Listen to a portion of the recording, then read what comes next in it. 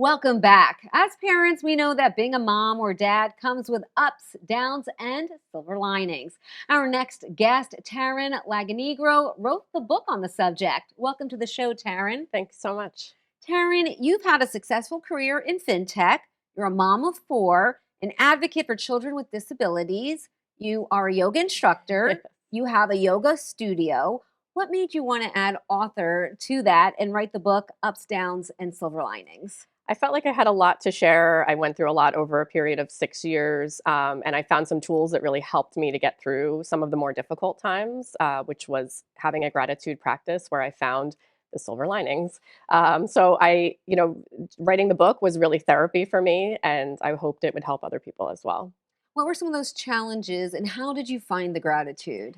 We had our family had a lot of loss over a period of time, and then when we went to have our fourth child, we found out she would be born with Down syndrome, and that was a scary, unknown time. We also knew she would have to have open heart surgery when she was an infant, so a lot of things all at once that really we had to keep perspective and keep focusing on the good. So a lot of things to share. And how were you able to find the gratitude? I had to focus on those like little wins throughout the day. So even if like it was a really hard or heavy day, that phrase like look for the helpers, sometimes you just have to look for what went right, even if it was something very small. Now, you also founded a group called Extra Lucky Moms. You're the co-founder. Yes. What is that about?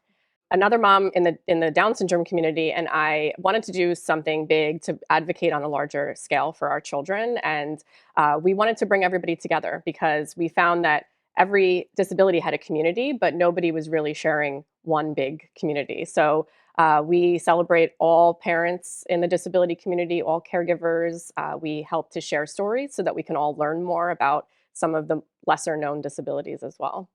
Now, you've been honest about the anxiety and depression that any parent, of course, can experience. But what is the specific advice you have about parenting a child with special needs? I have two main things. One is to take things one day at a time because I think that initially I got caught up in how am I going to manage this or how am I going to handle all of this, and also like worrying about the future. And when you do that, you miss out on the everyday moments. So taking things one day at a time and staying present. And also a big thing is to not do the comparison game.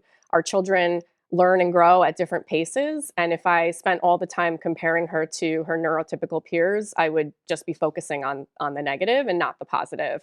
And I have to meet her where she's at and celebrate the wins that she's having.